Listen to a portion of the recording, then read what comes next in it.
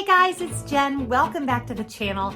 Welcome to the final video in my Disney Cruise Line series from my recent 4-night sailing on the Disney Dream. And today, sad trombone, we're going to be talking about disembarkation, which is the process of getting off the ship. I'm going to share with you exactly what happens when you get off a Disney ship and some tips and tricks I've learned that have turned it from my least favorite part to something that actually can be a fun, enjoyable experience. And I'm going to tell you how I did it, and I'm really glad that you're here. First of all, getting off the ship is called a very long word, disembarkation. So getting on the ship is embarkation, and you can go watch the whole video I did about that right here. And getting off the ship is disembarkation. And there are several components to that. I'm going to go ahead and show you now some footage that I took on the ship itself, both the night before we left, and where I'm going to talk about the luggage situation, and then also the morning that I got off the ship. So let's go ahead and watch that together, shall we? Okay. Hours a day. But just because I'm here with the debarkation presentation doesn't mean your cruise is over yet. It is far from it. We still have entertainment and fun right up into the last minute. So we want you to go out there and enjoy every last second of all the fun this cruise. Okay, friends, it's very sad, but now it's time to talk about getting off the ship. And I promised myself I would show this to you guys real time, because honestly, when we were planning our first Disney cruise, this is one of the things that had me stressed out the most. Is that tail animal the best? He's got my sunglasses on. That was Rio, our cabin attendant, who is hysterical, and I love him. Anyway, what they're going to do is they're going to give you these luggage tags, and you'll be assigned a color. Now, this is one of those times when it is great if you've only done carry-on, because I'm going to do express checkout, which I don't have to tell anyone. It just means that I'm just going to take care of my baggage myself. You know, you want to be kind of careful if you have a lot of luggage and it's not convenient to carry it yourself. You don't want to do that. But for me, that's easy peasy, especially because I'm on a higher deck. It won't be as hard for me to get an elevator to go down in the morning. And that sounds a little silly, but I could carry my bags down if I had to. If I can't get an elevator, that can be an issue. But if you choose to tag your bags, I have 3 luggage tags here. You're going to tag them, and you're going to put 1 of 3, 2 of 3, 3 of 3, however many bags you have. You have to be packed, and you have to have them out in the hallway no later than 10 p.m. And then you won't see them again until you get to the port. So you want to make sure you pack a change of clothes, your passport, everything you're going to need for immigration, that you have room to store your pajamas, that you have your toiletries for in the morning. Your bag goes out there at 10 o'clock, and then you'll see it tomorrow. Now, they assign you a breakfast time, but they do want, you don't have to go to breakfast, and a lot of times I don't, but you do have to be out of your stateroom no later than 8 a.m. And our server just told us, even though my assigned breakfast time is 8:35, he said, come to breakfast whenever. And I have my ride picking me up at 9:30. So I checked down with guest services. They said it shouldn't take longer than 20 minutes for me to get through customs, because this ship, again, is only half full. If the ship were full, it might take like 30 minutes. You might want to allow 45. My flight's not till 1. So that's another pro tip. Do not schedule a flight before 1 o'clock on the day you get off the ship. There can be delays, and sometimes the ship does not get cleared as quickly as they'd like. So they hope to be able to allow the first people off at 7 a.m., but that doesn't always happen. Okay, that was a lot of words. So now I'm going to go ahead and get packed up. This is my last night in my sweet cabin. I have loved it so very much. Best cruise ever. So more on getting off the ship tomorrow. It is right now 10 minutes to 8, and I'm just relaxing in my stateroom. Because I think I mentioned this last night, but because I did the express option where they did not take my luggage, I can get off the ship anytime as soon as they're cleared, which this morning I think was right around 7 a.m., all the way up until 9-ish.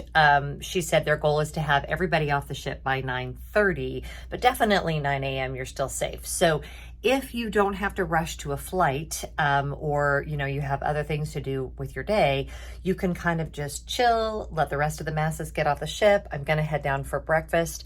I do have my luggage, so because I did the express option, I don't have anyone to help me with my luggage. But the good thing is I can skip that part when I get into the cruise terminal, right? So I don't have to go hunting for my luggage, and then there's a whole process there. So that will save me probably at least 15 minutes when I get into the terminal, and it's not a big deal for me. Again, with the carry-on only, that was a good thing that I did. If you had a family, that might be a little bit more challenging. There was something else that I wanted to say about that. Oh, your comment cards. The crew really rely on your comment cards, so make sure you take the time to fill those out. And then also the little tip envelopes, which I didn't talk about yet. So here they are. They arrive in your stateroom. There will be the little things that you divide out. I do think I showed you guys those. I checked downstairs. For some reason, I had it in my mind that you weren't allowed to put additional cash in. I don't know why I thought that. There was something about going to guest services if you wanted to pay with cash, but I think that's if you wanted to pay with cash for the mandatory tip. But I added extra money to each of the envelopes for my stateroom host, my server, my head server, and the assistant server, and put little notes on them, on these for them. And I will give these to them at breakfast. So that's really, I feel like that's your job, right? When you get off the ship, is to make sure that you thoroughly fill out your comment card. And it's kind of lengthy, so allow yourself maybe 10 minutes to get that done, and also get your tips to everybody. I did more than I normally would do, because keep in mind the ships are only running at half capacity, and the tips obviously for everyone who works here will be reflective of that. So I tipped more generously than I maybe normally would, and the whole crew was unbelievable this entire journey. So now we're gonna head downstairs, queue up for breakfast. We have an assigned breakfast time. It's not for like 20 minutes, so I might chill out for a minute, or maybe just take one last little walk around the lovely ship. And I may film as much as I can, like as we're getting off, but it is US Customs, so you normally can't film going through customs. It's fairly easy. You show your passport or your driver's license. They may ask you a few questions, and you just are off the ship. So yeah, let's go get off the ship. The one thing I didn't show you in that video was the tipping situation, and several of you had asked me about that, so I apologize. I filmed the whole segment about it. It's gone. I don't know if I deleted it by accident. I don't know if I had thought I was recording and I wasn't, but all I have left is this one little strip which shows how much I paid for each person automatically. Your tips will happen automatically on Disney Cruise Line. So if you only want to pay that minimum amount, there's nothing more for you to do. They give you these little envelopes, you take the strip off, you put it in the envelope, and you hand it to your server.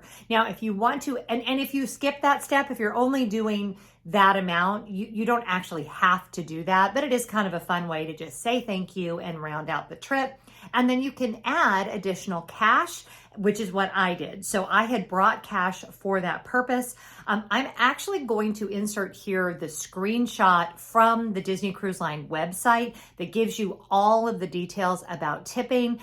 As far as whatever additional amount you want to give, I gave $20 additional. In hindsight, I almost wish I had done more than that, but that's what I put in my envelopes. But obviously that's a very individual thing based on what you can do, what you feel is appropriate, all of those things. So that's the tipping situation. It's not complicated. Don't let it stress you out. The envelopes are really easy, and you can just put a little thank you on there and you are good to go. And it's not complicated, so don't overly complicate it. I'm the queen of overcomplicating things, so that part is actually really streamlined and really easy. Now, as far as when you get off the ship, I talked about this, about the boarding, the disembarkation groups. If you are carrying your own luggage, you can really just get off whenever you want. And I actually asked, I was like, I know I can get off as early as 7, but if I'm handling all my own luggage, when do I have to be off? And she's like, as long as you're off by 9. That's really kind of their that's the last opportunity you have to get off the ship. And don't worry, they'll make sure you get off. But I also said in the video that you could go to breakfast at any time. They start serving breakfast at 8. So what I did is, as you saw, I stayed in my room until just about 8 o'clock. I walked down to breakfast. One part I didn't show is I left my bags outside the restaurant. I just brought my crossbody with my wallet and my passport. Everybody does that. I mean, it's up to you if you don't feel safe doing that, but I felt very secure just leaving my bags out there. I had my breakfast. I took one last little journey around the ship, and I'll insert some footage of that here. It was really kind of nice to even like walk around towards the theater and places like that while there were no people on board. You get to see a lot of really cool details.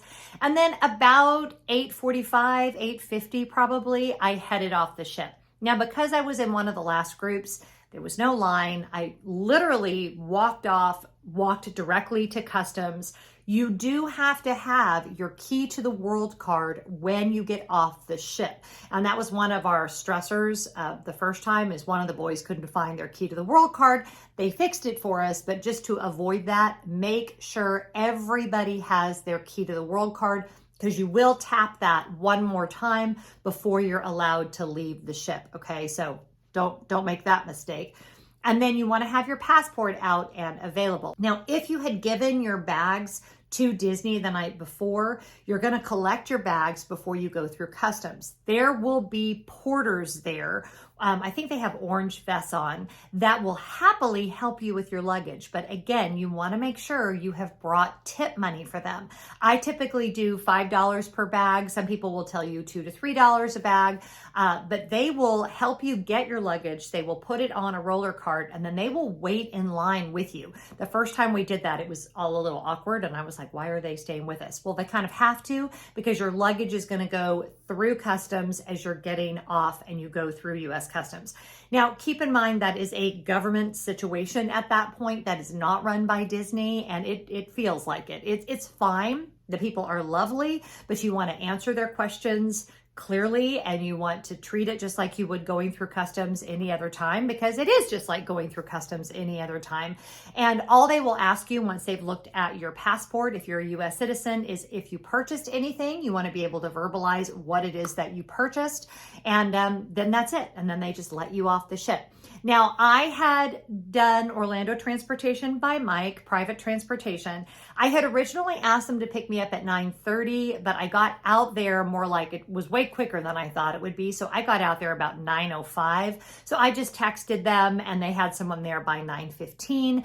There are numbered like pull-up spots there along the port, just like at the airport, right? So they will text you and ask you which number you're standing at. Again, there was nobody around by the time I got off, so it would have been really obvious where I was. But if it's more crowded, that's really helpful so that they know exactly where to go to get you and your family and all of your luggage. And then at that point, you just are on your way. Now, if you are headed to the airport, definitely allow plenty of time. One of the reasons why this was so much less stressful was because my flight wasn't until 1 o'clock. So I really had gobs of time. I did some last minute shopping there at the airport. Orlando Airport is actually like a small mall anyway, so it really was not a bad situation, and I didn't have that like rushed feeling for getting off the ship. So that would be really my biggest tip, is just take your time getting off. You've had this amazingly relaxing trip. Just kind of let that be a little bit slower experience. You can feel like you're in this big rush, but you're really not. So by staying in the cabin until 8 o'clock, by taking my own luggage and not having to have everything packed up the night before, by leisurely heading down to breakfast and then kind of wandering around the ship until 9 o'clock when it was time to get off, it just felt like this lovely little goodbye instead of this rushed and frenzied, crazy goodbye like it had felt before. Now, y'all know I am such a proponent of not packing too much stuff. And I really think that when you're getting off of a cruise ship, you see the people that have overpacked and they're struggling with all their bags, and it's a stressful situation. So those of you that are overpackers, just kind of think through, am I willing to handle the stress that's going to be added to my trip because I have packed so much more than maybe we needed for our cruise? So, you know, that's just Everyone do what you're comfortable with. I always get a lot of pushback from overpackers that they need everything that they've packed. And maybe you do. But again, because I'm a bit of an anxious traveler, I like to take my time, and having less luggage allows me to do that. And that's it.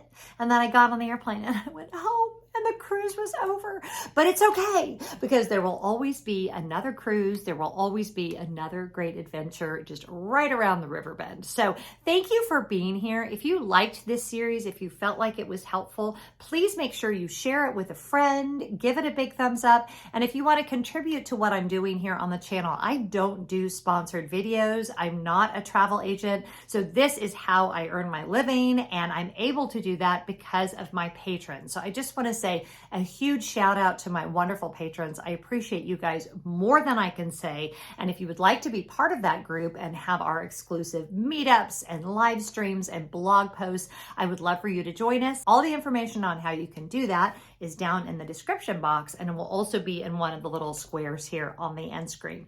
Whatever you're doing today, be really good to each other. Make sure you're ready for Tuesday's video, which is a packing video. And I'm going to share all the details of my upcoming trip. And I'm just really excited. Have a great day. I'll see you next time. Bye.